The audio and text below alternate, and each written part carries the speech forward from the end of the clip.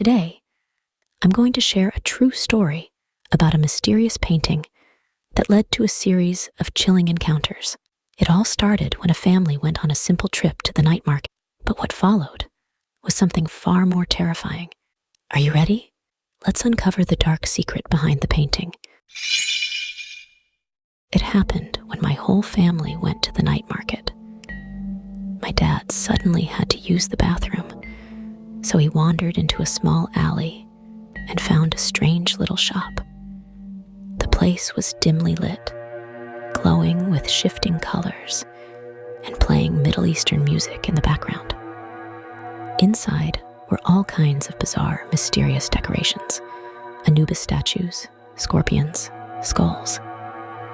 After using the bathroom, my dad became oddly fascinated by the shop. He began browsing, and soon he found a painting that caught his eye.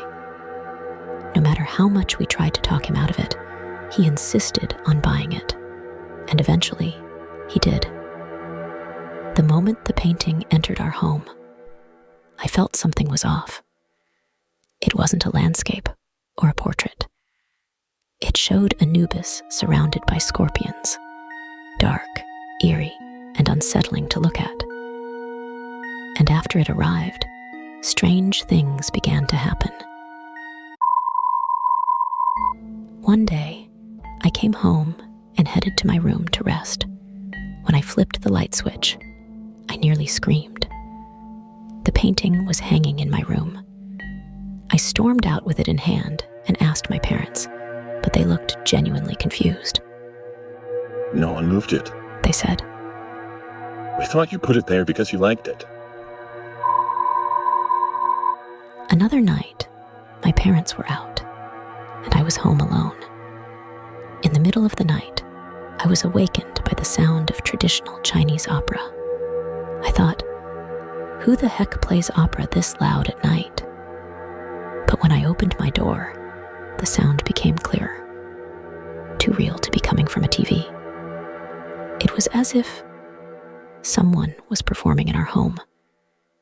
I followed the sound to the living room and peeked inside. Under the dim yellow light, there stood a person wearing full opera makeup and costume, singing. I froze. Slowly, I backed into my room and hid in the corner. Then I heard a strange falsetto voice outside say, "This must be the place," followed by knocks. Then the doorknob started turning. Then, violently shaking, I held my breath. I didn't even dare to whisper a prayer. I was terrified it would know I was there. Thankfully, I had locked the door. After a while, the knocking stopped. I curled up in the corner and somehow fell asleep. Another night, I was awakened by the sound of suona, a traditional Chinese horn. Rubbing my eyes, I peeked through the curtain and saw a full wedding procession from ancient times. People in red robes, carrying a red bridal sedan, walking down the street, blowing horns. I thought, what kind of drama are they filming at this hour? Then, suddenly, the music stopped, and every single person turned to look at me. Terrified, I pulled the curtain shut and lay down. But curiosity got the best of me. I peeked out again. They were still there, still staring, as if they were waiting for me to look again. I shut the curtain tight, tried to calm down. Eventually, I peeked a third time, and there it was. A pale face, like it had been dipped in white paint, pressed right up against my window. We locked eyes. I screamed, and the voice laughed. The horn resumed, growing louder, from the window to the door, then into the living room, then outside my bedroom door. I pretended to be asleep, didn't move an inch, but when I peeked again, the wedding procession was in my room. 5 people, pale as porcelain, 4 holding the sedan, 1 unknown. The red curtain was lifted. like it was waiting for me to get in. I jumped up and shouted, "Who are you?" I swung my fist at the unknown one, and instantly, the entire procession vanished. I stood there drenched in sweat, still holding the punching pose. Was it a dream? But my body remembered. One night, I was doing homework at my desk. Suddenly, I heard a child's voice behind me. "Come out and play." I turned around. The door was open, and the painting was floating in midair, rushing toward me. I ran. It chased. Behind me, a woman's voice giggled. "Hey, hey, he." I grabbed a vase and a cushion from the living room and threw them at it, but it only wobbled and slid to the ground. The vase shattered.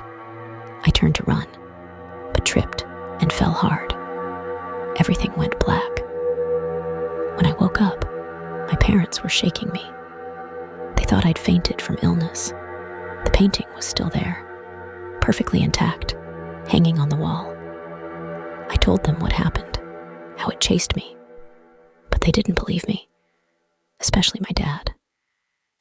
He still loved that painting, said it was a treasure he paid good money for. How could it be cursed? So I found a spiritual master and brought him to our house. He looked at the painting and said, This painting is cursed. It attracts spirits. It must be burned immediately, or someone's life will be at risk. My dad was reluctant, but with my mom's help, he finally agreed. The master performed a ritual, and the painting was burned. Looking back, I didn't connect the strange events to the painting at first, not until the final incident and the master's warning. Then I realized everything began the moment that painting entered our home. My dad later looked into its origins. He found out the previous owner bought it during a trip to Egypt.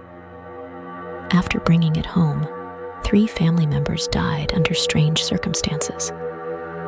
The painting was eventually discarded as a cursed item until someone picked it up and sold it again. And that's how we ended up with it. After the burning, nothing paranormal has happened since. We still visit that night market from time to time. But that strange little shop, we never went back. 8 years later, that store is now just a regular home.